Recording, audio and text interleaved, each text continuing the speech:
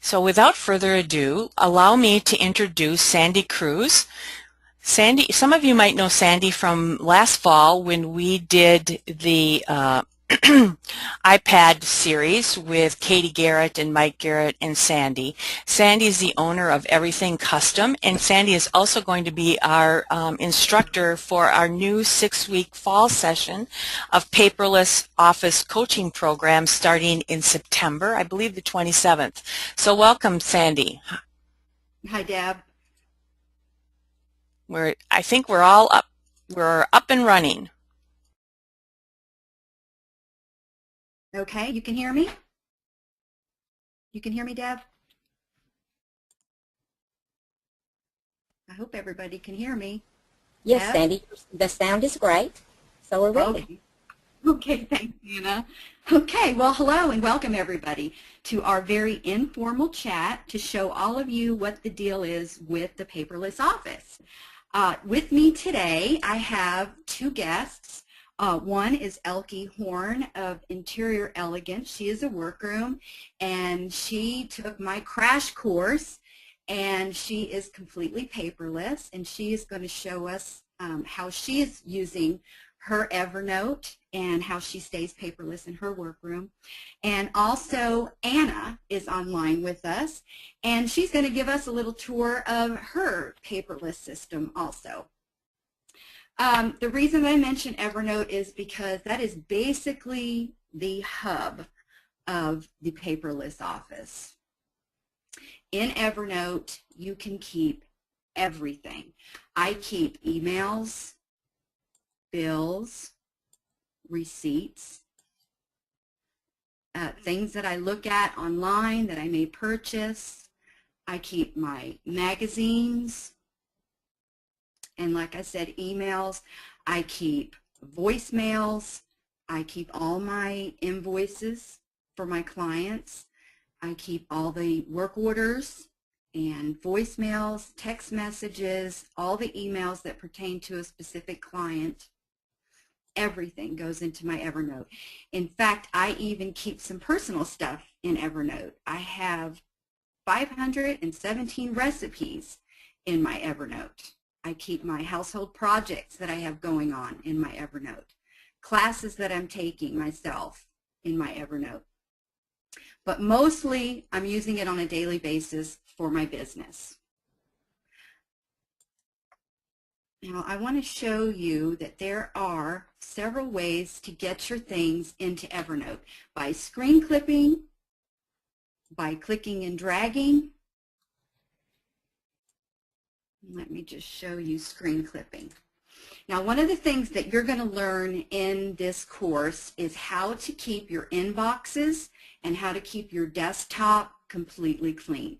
Now, I have some things here on my desktop that I've been working on, and the reason I left them there is so that I can show you how to get them into Evernote.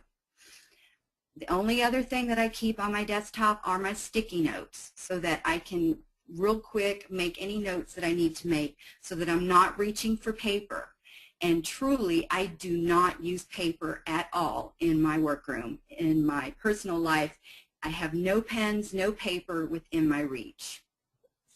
So let me show you real quick how I would make a note. So I will open a note and make a test note. And then one of the ways to get it into Evernote is to do a screen clip. And these are the things that you're going to learn in this class, is how to set up your Evernote so that you can do screen clips. And that opens right up in Evernote. And let me show you where it went. It went into my inbox in my Evernote. So that's one way. There's another way to get your things into Evernote. If you want to put things as a group into Evernote, we will be creating an Evernote import folder. So I'm going to grab some of these invoices here, and I'm just going to drop them into my import folder. Now we'll be setting all this up in the course. So now that I've dropped those into my import folder, I'll wait for them to come into my Evernote. And here they come. And see, they were invoices that I had on my desktop. And then, of course, I have them coming into my inbox. And from the inbox, I'll file them away in the notebooks that I've created. Another way to get your things into Evernote is to click and drag. But the thing about clicking and dragging is you can only do one note at a time. If you do a group like I did with the import folder, then it's going to put the whole group in one note. And a lot of times your notes are going into separate notebooks and folders. Okay, now we're going to come back to me in a minute because I've got some things that I'm going to show you with templates, and I'm going to actually show you my iPad, but I want to switch over to Elke now so that we could get a tour of her Evernote and how she's using Evernote. Elke, are you ready? I'm ready. I'm here. Okay, I see your screen. Okay. What is the big deal about being paperless? Well, I feel that it's a very, very big deal. I thought that I was extremely organized in my business until Sandy said, let's see if you are. And once she showed me about Evernote, it's just amazing. All the things that I'm able to do with Evernote. And I am a drapery workroom, which I spoil my decorators, and I do a lot of selling as well of hardware to my decorators. And I will show you how that facet of has helped me with Evernote on my iPad. And I used to be the one that I used to say, I don't need an iPad. I hate those things. I don't have, I'm going to leave that for the decorators until, again, Sandy showed me otherwise. But my Evernote, I have my clients, and these are all my active clients that I have right now. And these, again, are jobs that are ongoing.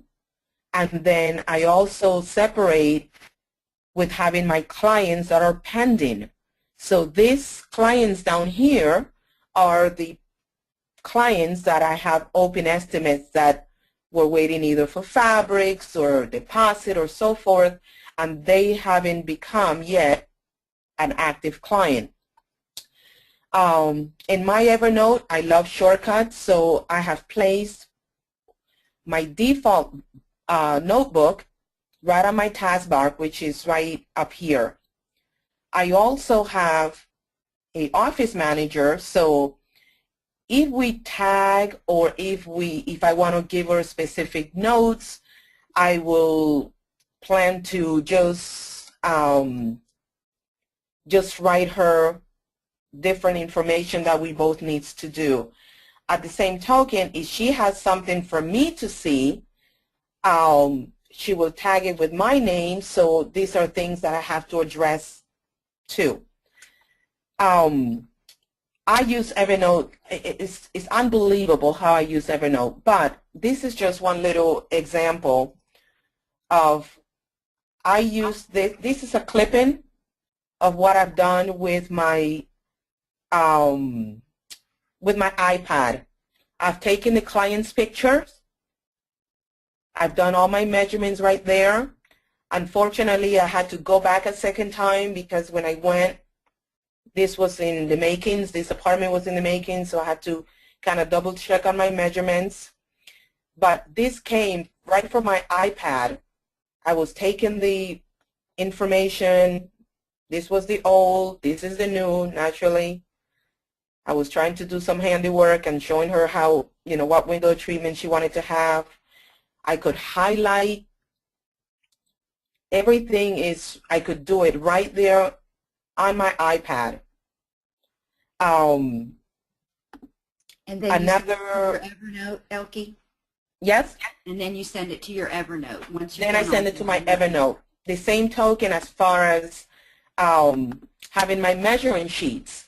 When I went to this client home, I used the Minutes Matter measuring sheets. I took a picture of the client. I added the decorator and the client's name, any other information that I needed to put. Again, I put it right on my iPad and I send it right into Evernote.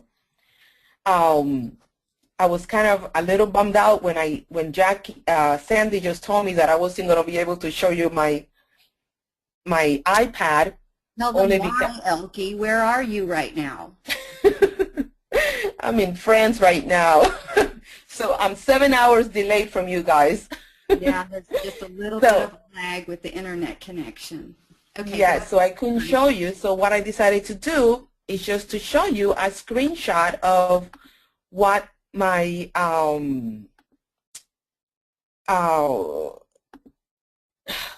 iPad looks like. Well, I didn't want it to turn that on, but it did turn on. Sorry, just 1 second. The marvels of technology. I think this is so awesome that here we've got people across the globe and we're all able to have this chat and see what everybody's doing. Love it. Yes. Okay, so my Evernote shows I have all my magazines, and you know, honestly, you guys get the magazine in the mail, and for how many months does it sit right in the mail bin or whatever it is? But with just a click from my iPad, I could, you know, basically read any past magazines. I could just access any of them. I have, I'm sorry. I have all my sewing tutorials. Let's just say that I forgot how to do something. I could just click on it and it's right on my iPad. I also have all my, I'm going to shut this off. Naturally, I could blame it that I'm a little tired right now.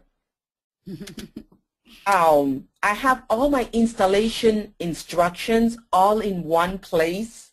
You know how you don't have to start digging of, oh my God, how do I install this? All my installation instructions are all in one place. And this is, again, this is all due to the organization techniques that I've learned in this paperless class and me implementing all these things that I learned into one. One of the biggest things that I love is my vendors. All my hardware vendor list is right here. Just with a click, I could show all my clients, all my decorators, what finials, finishes, styles, everything, all that is in my iPad. The same way, this is something that I learned from Sandy, my organization technique. I used to consider myself extremely organized, but when I learned her techniques, as far as finding all the different pictures, all the different departments, even if it's a Jackie Van Tobel, I have MFA pictures, everything at a glance, and I have it broken down by albums so that I could show the client in black and white or show the decorator. One of the greatest thing also, I need to go back to Evernote. I have all those vendors in a notebook. But how many people really take advantage of all the promotionals, all the sales that a lot of vendors may have?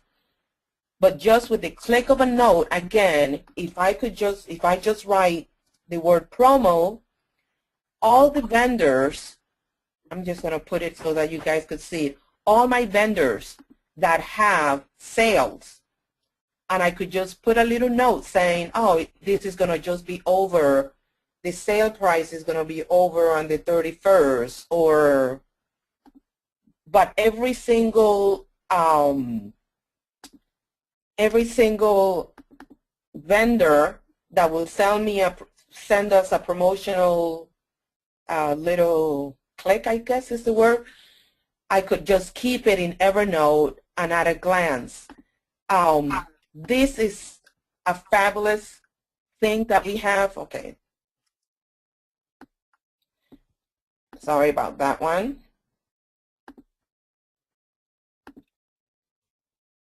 This is our WCAA promotional, what is the name of that? You know, like the discount, this right now is highlighting the word promo because anything that you do a search with the word promo is going to be highlighted in your search.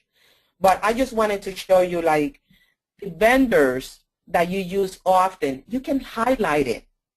Okay, you can highlight it, and again, you can, so that you're not, you know, and I guess this is for people that are members of the WCAA, and we could see at a glance all the vendor discounts. So whatever vendors you are using more often, you can either highlight it or do different colors, or if you don't use them anymore or whatever, you can just make it as easy as possible for you. But I think that this is one of the greatest ways that this has helped me to accomplish all this with the knowledge that I have of the Evernote and other little things that I have learned from the Paperless office. The book library, I'm a book fanatic, so I have all my books catalog. Well, these are all, but whatever books I have, I have them all cataloged with their, you know, the pictures, you know, who they're from. And the greatest thing about this is that, let's just say that I have found a book that, you know, like once I'm reading this book, there is something specifically in this book that I like. I could scan it and I can put it right inside that note, and whenever I come up with that situation, everything is in one place. Everything is accessible. Anything else, Sandy, that I could, as you can see, I really love my Evernote. Yeah. I really love it, and I think that this has been, I'm not supposed to do that, right? What's that? Can you hear me? Yes. Okay. I really like how you're indexing your library, your book library. So those are your actual books that are on a shelf. They're not digital books, right? Oh, no. These are all actual books. And you're cataloging them in Evernote so that you can quickly go to the book and go to the page. Yes. Okay. That's good. Yeah.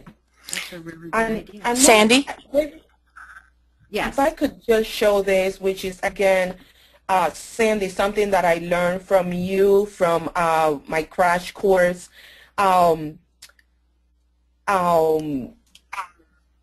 This is, I have a picture of my sewing machines, okay? I have all my, yes, I will pick up my mouse. I know that Sandy's just telling me about that. All the manuals for all my sewing machines. I have pictures of all my sewing machines with the needles, with the model of the sewing machine.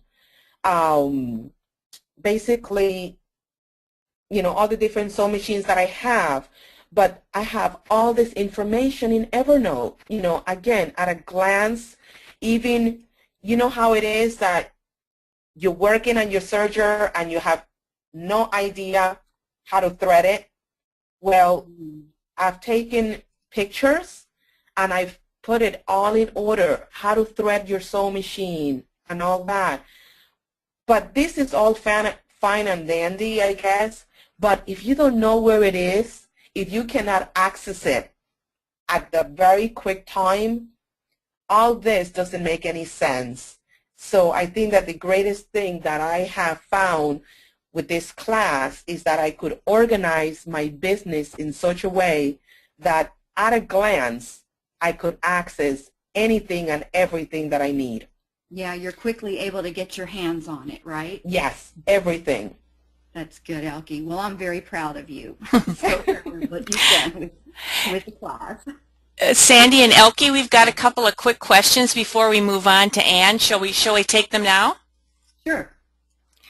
So Sonia says, how do you add the information, for example, the measurement sheets that you and Elke were showing? And then how do you have handwritten measurements on your iPad? So maybe briefly address that. Yeah. I know a lot of this is going to be addressed in detail in the classes that we're going to be doing this fall, but basically kind of say, you know, it's all about PDFs or whatever.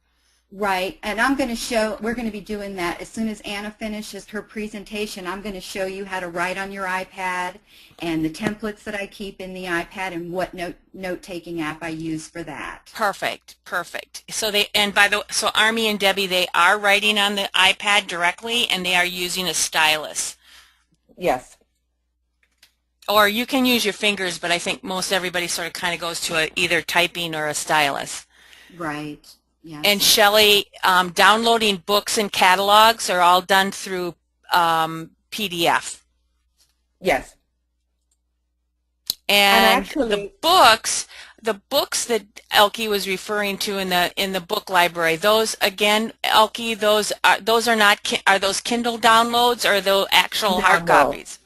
No, these are actually, I have like example, these ones are very, this collection that I have right now here, these are very old books. These are like from the 1920s.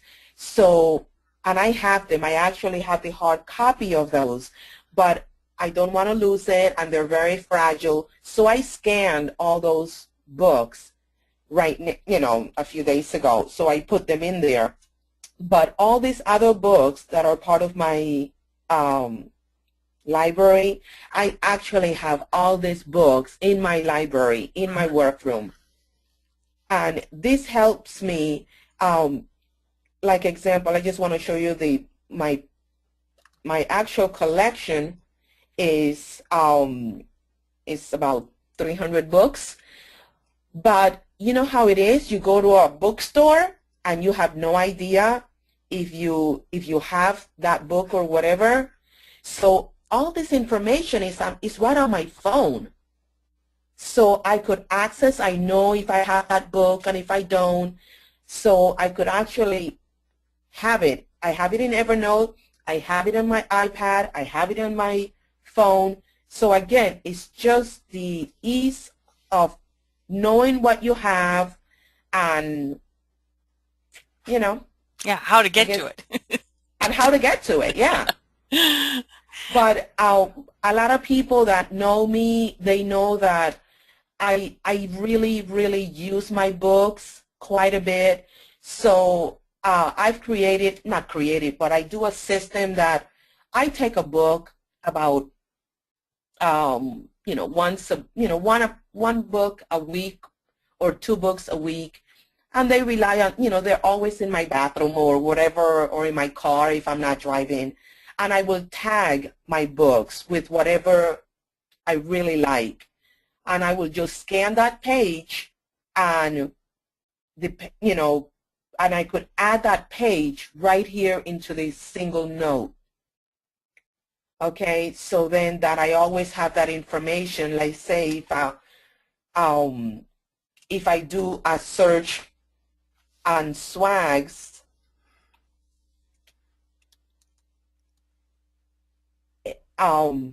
everything that I have done with the word swags, or whether it's a book or whether it's a rendering, it will just come up and I could find it with just a click. So all these books that are showing up right now have something to do about swags.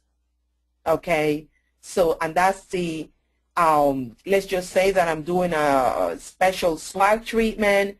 I know that I only have to go into these 3 books into these 4 books, and it will show me something about swags.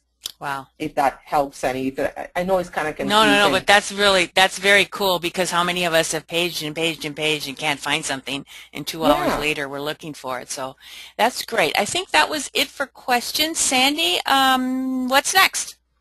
We're going to take a tour of Anna's Evernote. I've got her up.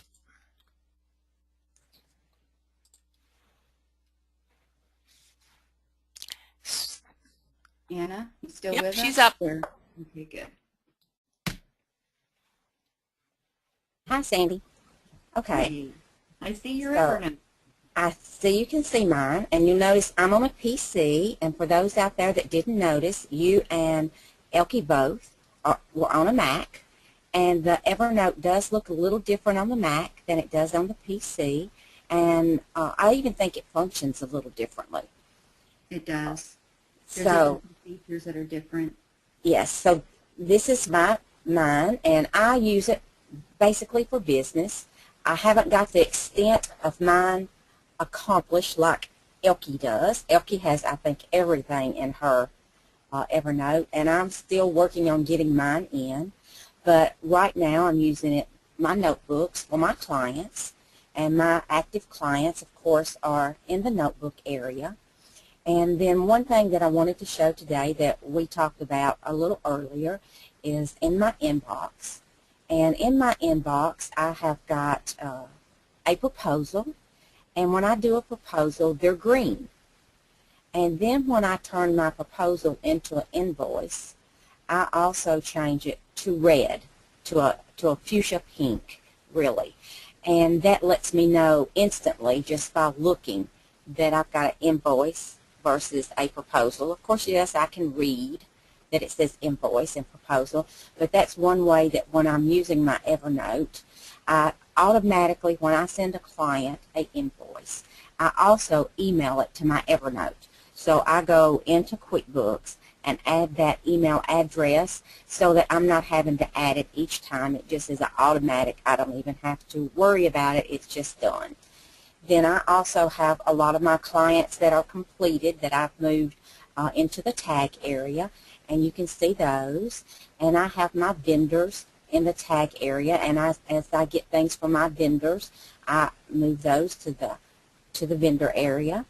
Then I also have some pictures, like I have got, let me view all notes, and then I have got all of these swags and things from Buffet in my Evernotes. Now the reason I have them there is because the iPad, you can have pictures there also. But with Evernote, you can put as much in as you want. So I try to divide it up between my pictures in my iPad and my Evernote area because of the space. I have tons of pictures. I'm like Elkie, I save everything. So it makes me have more access to things online. Then, of course, I keep all my confirmations whenever I pay, like Verizon, for the month. I will keep that confirmation when I receive it, or if they send me a request to pay my bill, I keep that until it's paid, and then I will delete it away. That's why you're only seeing 2 in my Verizon area. So I try to keep that clean because I don't really need to see this once it's paid. Once it's already taken care of, I go back and delete those. I do try to keep any of my things that I need over time.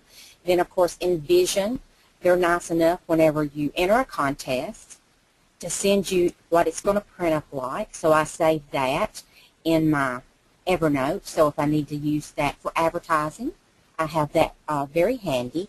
But I'm still working on mine.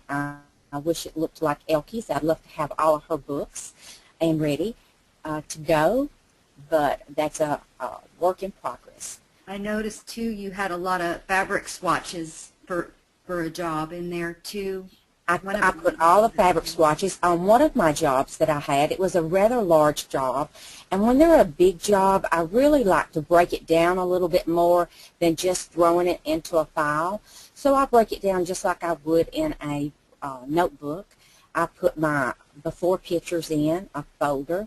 Then I put their different rooms in a folder, and that way I'm not having to file through 50-something pictures to find my design that I'm looking for.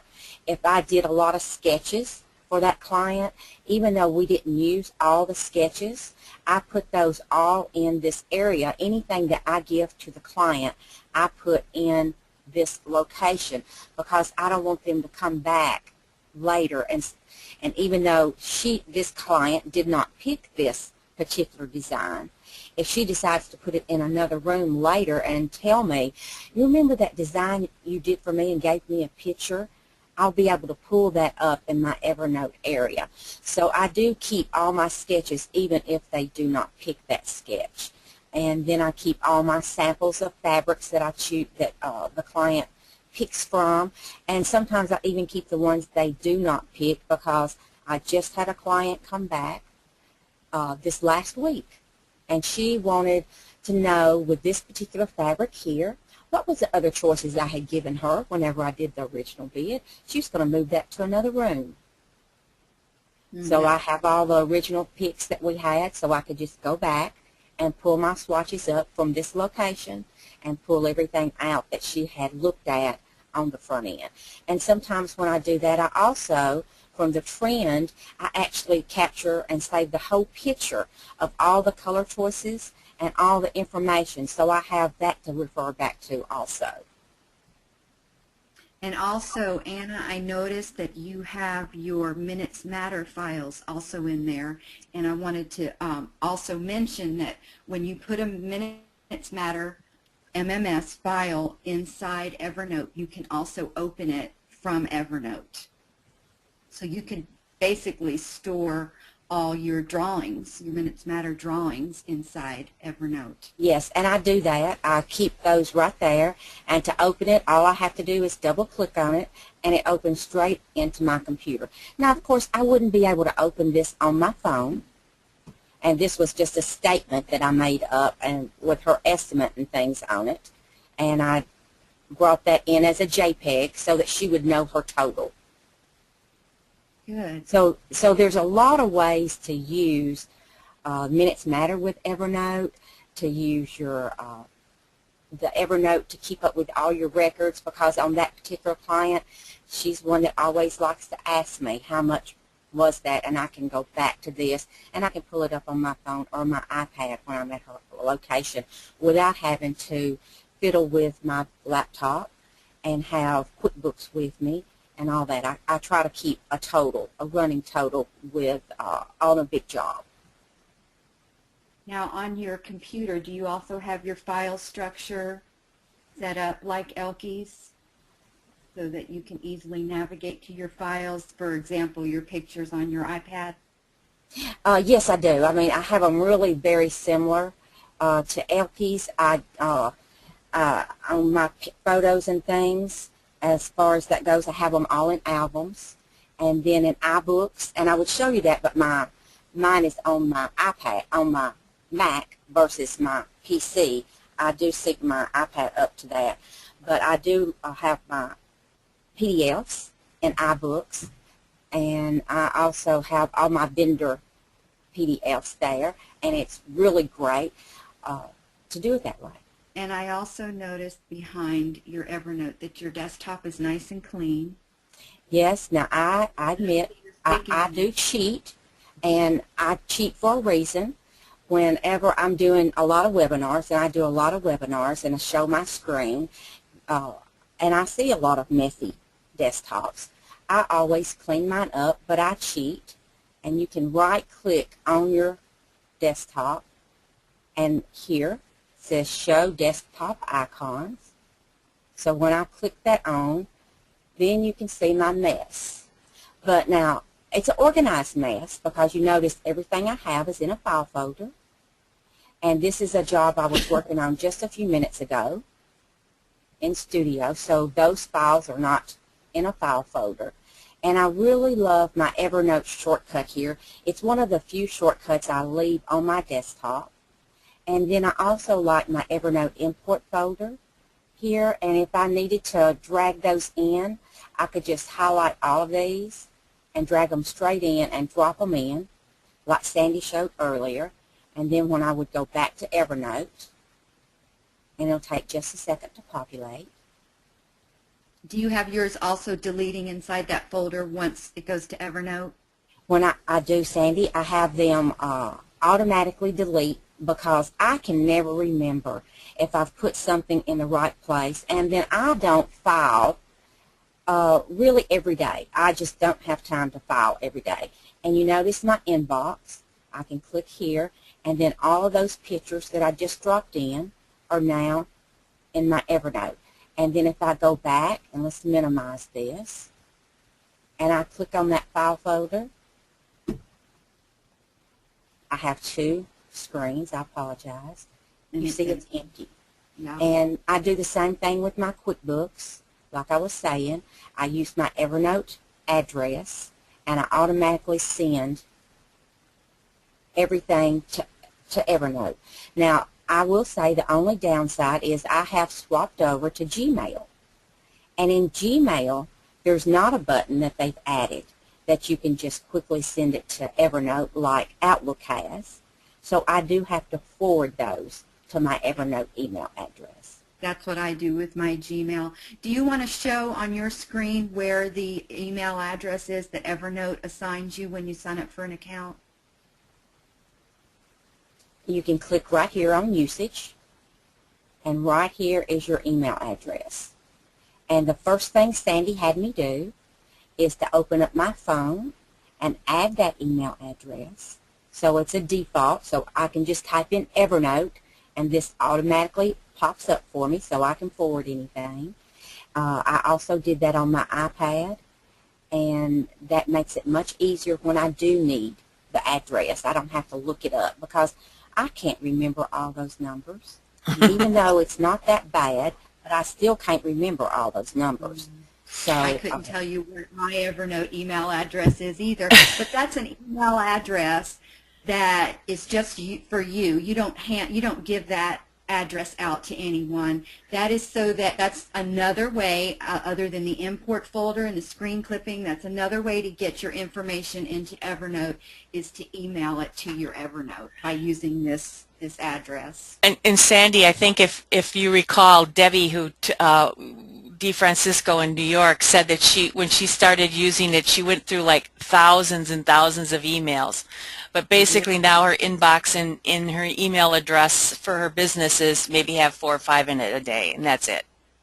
Yep. Because everything's getting forwarded to her notes. Yep. I clean mine out several times a day, and you'd be surprised how many emails you can delete. And then if it's something, a lot of times people save them in their inbox because they think that they might go back to reference it, or they need more information in order to respond to it. And in that case, I would send it to Evernote and put it in a folder in a notebook pertaining to whatever client that it was from or it's for, and then that way your inbox stays completely empty. Yes, this client here, we had a lot of correspondence, and she tried to explain to me one time in one of the emails about why was I charging her extra shipping because I had put it outside of the quote. And so I had to send the email back to her that had the estimate attached to it, telling her and showing her on that estimate what the correspondence was. So I had saved all the correspondence here, so it was very easy to go back and find. Right, and it's all in the client's folder. So that way you're not flipping through a lot of different emails to get to the one that you're looking for, because you might have to flip through emails that are from other clients, to find something that you're digging for. And this way you just keep it in one place in one notebook. That's good. Good, Anna. I'm proud of you too. I know. Thank you, Sandy. Okay. If you have anything else to show us, that we can stay on your screen. If not, we can switch back to mine. I think yours is fine. Okay. I do have a couple of questions while I switch back, Sandy, for you and Anna. Okay. Anna, is Minutes Matter have an app for an iPad? No, it does not right now. Okay. And when you drag information into Evernote, does it count towards your uploads? Yes, it Yes. does. Here's a great question, Catherine. Good question. So if you're reading blogs and online articles and stuff, what do you do with all the blogs and things that you read? Where do they go? How are you storing that kind of thing? Yes, yes, I do. In fact, I can flip to it right now and show you how I have that. Great, thanks. Okay, I have that under references, and under references, I have anything that has to do with social media blogs, any QuickBooks information, anything that I want to reference or read later, I'll stick in here. And of course, this list grows as my references grow, just so that I could keep them somewhat organized in different categories. So basically, I have a notebook or a tag that's called reference, and then from there, I keep different blogs in there. Now we've switched back to a Mac, correct? Yes, yes, you're looking at my Mac. You're looking at my iPad on top of my Mac. Now, Dale, also anyone using Firefox, there's an app that you can add to Firefox that will clip your blog or clip the whole note and send it to Evernote. And that's a Firefox app. Mm-hmm. And that is one of my favorite apps. I don't have that one. Okay, so like I said, we're looking at my Mac screen, but I'm mirroring my iPad right now on my Mac screen because I want to show you the way I use templates on my iPad. That was one of the questions, is how do I write on the iPad and pull up templates. So I'm going to show you that. So my go-to note-taking app is Note-Taker HD. And the reason that I love this app, and I've got several note-taking apps because I've tried several of them, and there's a lot of good ones out there. Actually, there's 3 that are on the top of my list, but Note-Taker HD is my main app for note-taking, and the reason for that is because of this folder right here that's called templates. It comes with Note-Taker HD. This is one of the notebooks in there. And anything you put inside this notebook becomes a template so that you can use it over and over and over again without messing up the original. So let me just show you some of the things that I use as templates. I have several different kinds of paper that I've created in Illustrator that I keep in here, so, and in various colors. I'm a color coding person. Color means something to me at a glance. If I see a color, I'm pretty sure I know what I've written on that note without having to even open it. I've created some graph paper, again, in different colors. Sticky notes. And I've created sticky notes in different colors. And all this keeps me from ever grabbing for any paper and pen. I keep work orders inside here as templates also. And like Elke was showing us earlier, I also keep a copy of each of the Minutes Matter measuring sheets. And then I have my own work order sheets or client worksheets that I've created. And one of the things that I'm going to show you how to use is my client checklist sheet that I keep. The first contact that I make with a client, right away I need to start making notes. So let me get out of my templates, because if I were to use any of those templates inside the template folder, I would change the view of it. It wouldn't be able to be a clean slate when I go into another note to use it over and over again. So I'm going to go into my inbox in Note-Taker HD, and I'm going to click on this plus sign. And this gives me all those templates that we just looked at inside the template folder. This is a pull down list of all of those templates that I have stored in that folder. And I want to open up the client checklist. And the way I have it set up to open up is so that I can start writing right here and fill in the designer's name. So with my stylus, and I've also saved in my browser this stylus, a picture of this stylus, and where to purchase it when I'm done showing you this. Okay, so I'm going to write the designer's name.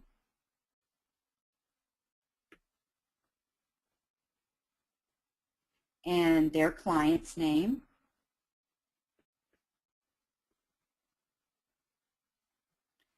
And the room that we're talking about. And in NoteTaker HD, I'm actually viewing up here, but wherever I tap on my screen is where I can write in this magnified area. So I'm going to scroll down to this area because this client is bringing materials to me today, and so I'm going to put today's date in here,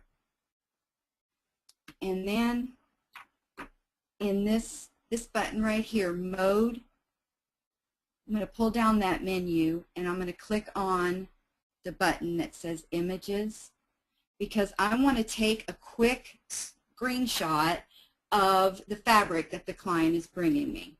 So I'm going to turn on my camera. Okay, and this is some fabric right now that I'm putting my iPad, I'm aiming my iPad towards this fabric. Right.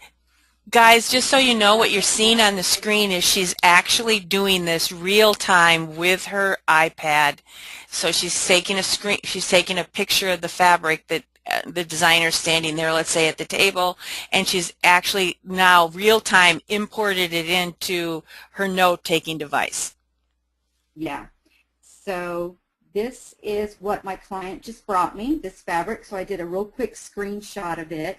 Any notes that I need to take that she's describing to me, I'm going to go back to ink so that I can write in here that we're going to use this for the window treatment.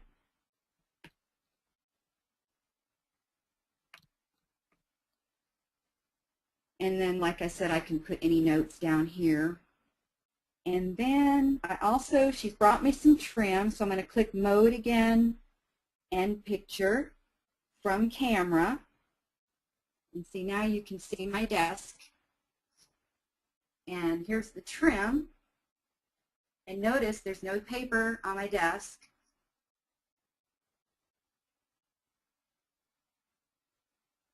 And so now I've got the trim.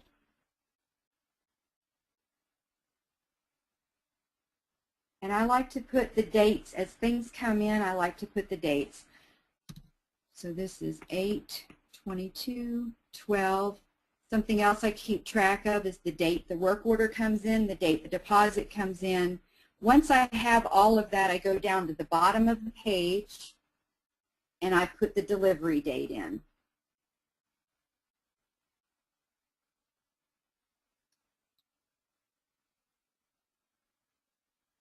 I'll pull up a sticky note. So let's just say that my phone rings and I need to answer, I need to take a message. So I'm going to pull up one of my sticky notes and write the message right on the sticky note. There's a little bit of a lag right now with my iPad. I've already finished writing on my screen. It just took a while to show up on the screen. And I'm trying to use my pointer of my mouse and then my fingers on my touch screen. So I'm writing just a little bit sloppy. Now, when you take a note in NoteTaker, you can send it straight to Evernote by clicking this output. And I'm going to to check the sticky note. I want to send that sticky note to Evernote. So I'll click Email PDF.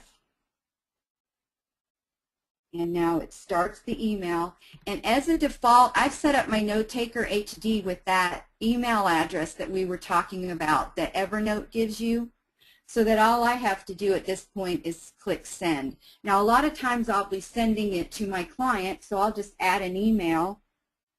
Let me send it to Anna also. So I'll send Anna a copy of this note, but a separate copy is going to go to my Evernote also. So I'll just click send, and it will send it to my Evernote, and it will also send it to Anna. Okay, any questions about that? Absolutely. Guys, this gives you a great idea of some of the things we're going to be talking about in detail, but it also gives you the, I think it kind of opens your eyes to how you can go paperless and how easy it can be. So let me see. Mac versus PC. Good question. Debbie's like, most of you are using Macs? Is that do you need to have a Mac to go paperless?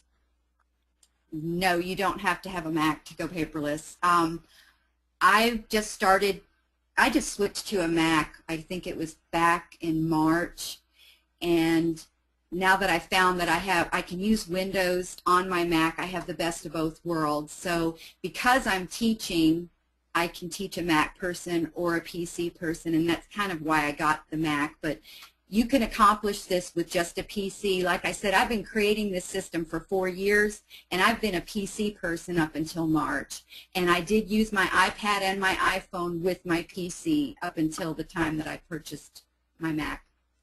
So Anna, Elke, and Sandy, if you all want to answer this question, what memory size and version of the iPad do you have? What's your recommendation?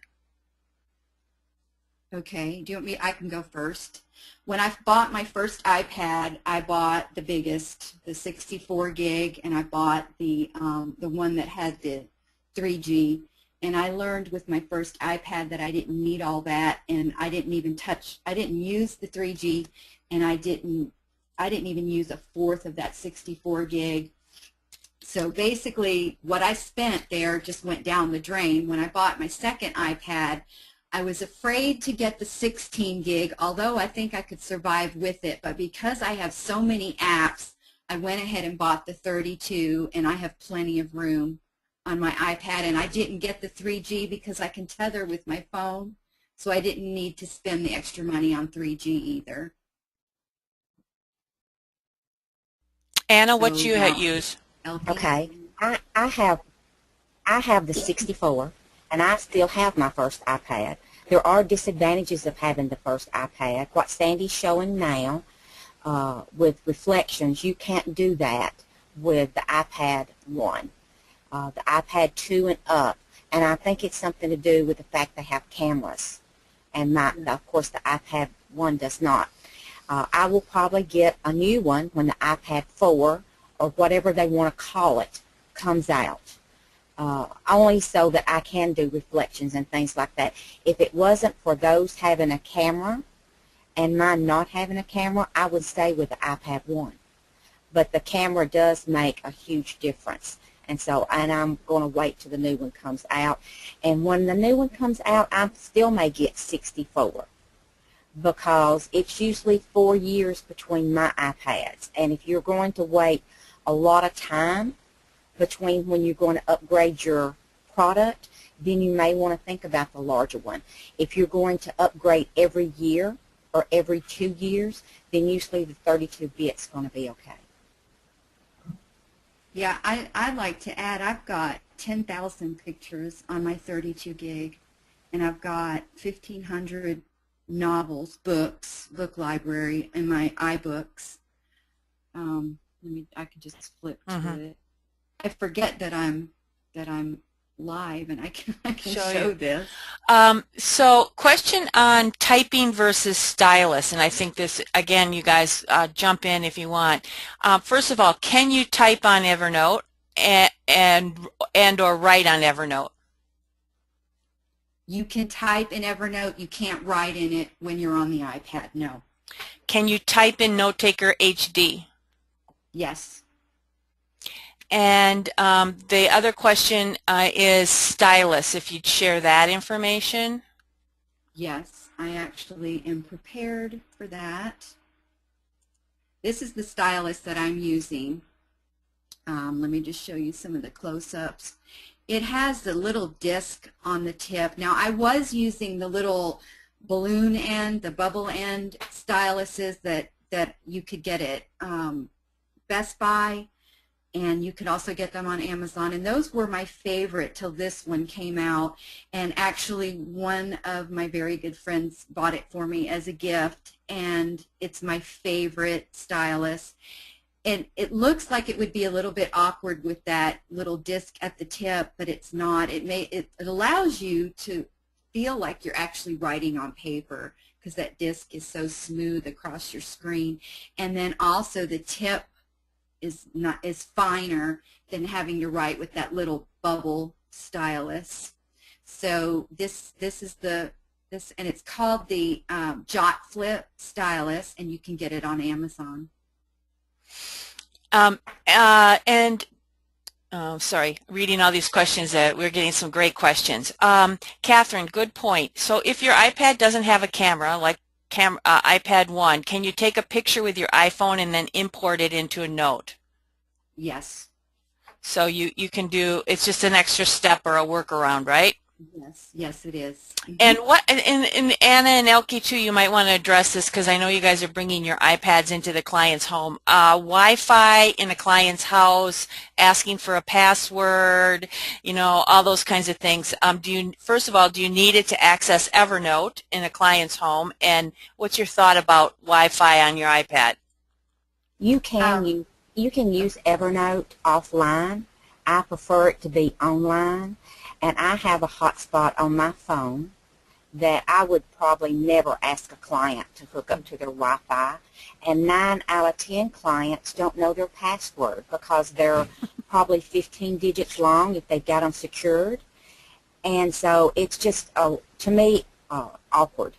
So I use a hotspot. I agree. So you can tether to your phone or you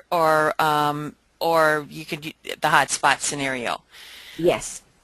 I like to add to that too. I basically take my iPad now everywhere I go, as far as being with a client, a measure, and an installation. And there is a setting in Evernote if you would like to download all your notes so that you can have access to them without an internet connection. Mm-hmm. And it's that's offline. It's the selection. You select to use that notebook offline. Exactly. And I have, because I do have my iPad I do have the 64 gigs. Basically, with as many clients and as many notes and pictures and everything that I have in my Evernote, the downloadable amount of space that it takes in my iPad is still just under 3 gigs. So I would suggest that there is no need for you to get like a Wi-Fi connection. And the thing about it is that I do my measuring, do everything. If I feel that it's imperative for them to, for my office manager to have that information right away, I will, and I can't say that word, tether. Tether. On my phone. What is it? Tether. Tether on my phone with it. But again, or the next thing I do is like right after I leave that client's house, I'll just go get a cup of coffee in Starbucks, and guess what? Free Wi-Fi. There you go. that option that Elke was talking about, the offline notebooks inside Evernote. Do you see? Does everybody see that? Uh-huh. Are we still looking at my screen? We are looking at your screen. This is that option that Elke was just talking about where you can share your notebooks offline, so that if you don't have an internet connection and you're not on any Wi-Fi, you can still access your notebooks.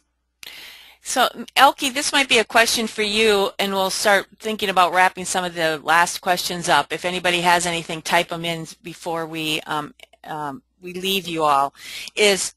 Sonia has 16 employees, installers, and decorators, and they are now using QuickBooks Enterprise and Outlook to do all their invoicing, scheduling, and everything. And so what she's wondering is, can this work with Office 365? Or now I know that Outlook and Evernote play really well in a sandbox together. So thoughts about, do you have an assistant, you said, Elke. Anna, do you have any employees?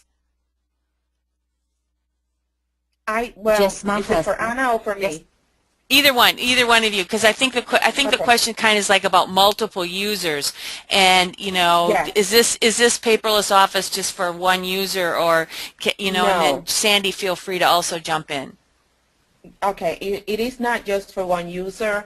I do have one office manager, and I have two installers, and I have various employees that I need to send a lot of billing and work in contact with, and I've gotten to the point of having my installer get not necessarily get an iPad, because it's going to make his life a lot easier, but once I show them how much easier it is to be able to see everything right on the job, they just love it and they want to get it. And it like you said, Outlook and all these other things play very, very nicely with Evernote. And another thing that I've just been playing around, it's not playing around, it's really for real, is that I do have an additional account with Evernote. Because I do have several employees, I didn't, like Sandy was saying, that she has a lot of her personal information in Evernote, but because I have clients, I did not want it. I don't have clients. Because I have employees, I didn't want them to feel uncomfortable about all the information that I have put in my personal life. So I can toggle between my personal Evernote and my business Evernote with absolutely no problem. So if that answers your question, That's perfect. Absolutely, that's a great idea. So also, Sandy will be teaching. I wanted to say in the course that we're teaching, it's not just about Evernote, though she said this is sort of the heavy-duty application that she talks a lot about, but she's going to be talking about, I think there's 100 different apps that you talk about, if I'm not mistaken, Sandy. One of them is Dropbox, one of them is SugarSync. There's 3 or 4 note-taking apps she talks about. Karen and Ann had a couple of questions. Dropbox and Evernote are not the same thing, and one does not really replace the other. Dropbox is a file sharing system, and Evernote to me is like having a virtual filing cabinet. Instead of me carrying my file folder with me to the job, now that I'm working through the coaching program with Sandy, I'm taking my iPad, and it's like taking all my stacks of paper. Agreed, Sandy? That's Is right. that a good comparison? Oh yes, definitely. That's what I think. That's what I think of my iPad. My iPad carries more than what my filing cabinet has in my office. In fact, I've got a 6-foot wide, 3-drawer high filing cabinet that I don't even open anymore. The folders that are in there are the time from the day before I had my first iPad. Since I got my iPad, I quit making files, and I quit putting any paper in my filing cabinet. It all goes in my Evernote, and that's my filing cabinet now. Right. And we get this question all the time. And I think it's a great one. Okay, your wonderful date down in the lower right-hand corner on your screen, Sandy. Everybody wants to know how you got it. Okay. It's an app. Let's see, it's the clock app. Let me see, is that it? It's called Deep Clock. It's an app that you buy from the Apple Store for the Mac. But you can do gadgets on your PC, correct? Yes, yes, you can. I used to I used to have that on my PC. That's what it is. It's desktop gadgets. If you do a search for desktop gadgets, you can put a clock and a calendar also on your desktop. And do you need to use a special application when you're using a stylus? Yes, you have to use any application that will allow you to annotate over a PDF, which is usually your note-taking apps. The one that I showed you is Note Taker HD. Some of the other ones that I've used. But yeah, show them some of your apps on your iPhone, just out of or out of your iPad, out of curiosity. Because how many apps do you have now? 318 now, I believe. I try them all, and then I have my favorites. They're not all on my iPad, but I do own a lot of apps. I told you I had 3 that were kind of my favorite as far as note-taking, and that's Notability and Notes Plus. But like I said, Note Taker HD is my all-time favorite because I can keep templates. What I noticed about Notability, even though it's a lot easier to learn, that you had to be online at the client's house to get your templates because they're connected to Dropbox. They use Dropbox. And then Notes Plus, whenever I saved or backed up any of my notes, it kind of put it in this weird file format that wasn't even really readable. And 2, I like my backgrounds. I like my papers and my graph paper and the things that I've created for my note-taking app. And these apps don't save them with the backgrounds, and I like the backgrounds to go get emailed to my Evernote as well. Let me see. Let's see. I've got several art apps. One that I really like is a tracing app, so that you can take a picture of your client's window and then you could kind of trace over it. Let me see what else. Okay. Xmarks and LastPass, we'll be talking a lot about this in the class. LastPass is an application where you can store all of your very sensitive data, all your passwords on every site that you travel to in your browser. I keep all my credit card numbers, checking accounts, my driver's license, my insurance numbers, everything is in my LastPass, and I can open up my vault just by one password. So if you just remember the one password to get into your LastPass vault, then it will reveal all the other information that you put in there. And when you're traveling, that's crucial to have that. Yeah, right. I have my kids' social security numbers in there. My son, if anything ever happened to me, he could get into my LastPass and he would have a very easy time at getting at all my insurance papers and everything.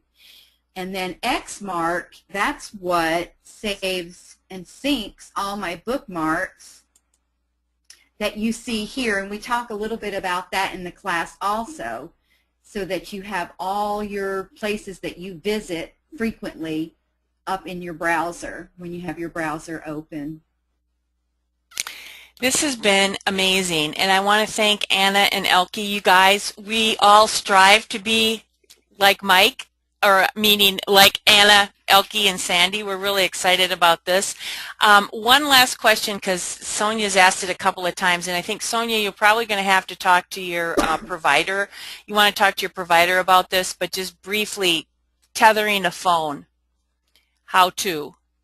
Yeah, that would be your wireless carrier would add that to whoever. If you have AT&T, they can add it to your phone service, or if you have Verizon, they can add it to your phone service. It's typically Recently, about yes, and recently there's been a lot of hubbub about tethering, And I know that Verizon has been in a lawsuit lately for not letting their clients tether. So you definitely need to check with them because some tethering is free. And the hotspot is what is the charge, because with tethering, you have to actually hook a USB up to your phone and then hook up to your iPad. Mm-hmm. So there is some differences out there now. So it's definitely, every provider is different.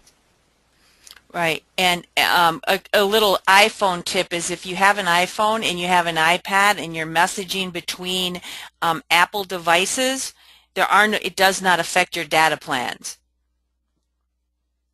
So it's another reason to do friends and family with your iPad, with your Apple devices, if you do a lot of that. So I want to thank you all. The app, one last question, Ann, as what's the name of the app for the clock? If you have a Mac, it was called Deep Clock, Sandy? Yes. Wait, let me hover over it.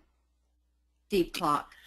If you have a PC, all you do is go down to your search and Explorer by your button at the lower left hand and type in desktop gadgets, and you'll be amazed at all the things that you can put on your desktop that I never knew about either.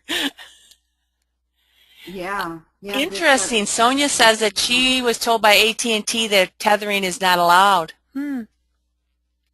Oh. Even if you buy the tether package with AT&T? That's what she said. That's interesting because I just was in a seminar where several designers were tethering with AT&T. So that might have something to do with the lawsuit, Anna. Interesting. Yeah. Well, thank you all again. We've run a little bit over, but I hope that you found this all really exciting. As I mentioned, it's the 6 weeks coaching program for WFCP Paperless Office, which Sandy will be teaching, and you can get lots more information about it on our website, WF-Vision, excuse me, and it starts September 27th. I'm going to take back the screen just really briefly, guys, and show you what we're looking at. It's wf-vision.com, Paperless Office. Paperless and Office are capitalized, but if you want more information about it specifically week by week, what you'll get, what Sandy's going to be talking about, from Evernote to Google Calendar to Google Talk to all the apps that you have, teach you how to take notes, how to download templates, how to create templates. She gives you templates. We all talk amongst ourselves with sugar syncing. There's loads. Basically, by the end of 6 weeks, you guys will be paperless. And unfortunately, a couple of the gals that did it in the spring, Janine and Debbie, weren't able to be with us today. But if you pick up this issue of Window Fashion Vision magazine, there's some tips and tricks also from them and their comments about what they learned from the doing the 6 weeks course. And both of them are also paperless. So thank you again, Anna. Elke, so glad. Go to bed. I will. Enjoy Paris. I'm dying to. I wish I was there with you. And Sandy, thank you so much. Any last words before I let everyone go? Yeah, just one quick thing. If anybody wants to, we don't see my screen anymore. I'm giving it right back to you, honey. Okay. Honey, sorry, call everybody honey. It's part of being grandmother. To show everybody, if you want to pick up some more things that I elaborate on in videos and articles on my blog, this is my blog, digitallyspeakingdesigns.blogspot.com, and I've got some videos there, and you can also download the day planner templates that I make, my sticky notes that you can use on your iPad, and then I've got some more videos, and there's even another Paperless Office chat on my YouTube channel between me and Anna and Elke, and we kind of show a little bit more in that video of our Evernote. So, and then there's some things about sticky notes on there. They're all videos that you can pick up some different things, some bits and pieces of being paperless. And that's it. Thanks so much. Bye, everybody. Bye, everyone. Bye-bye.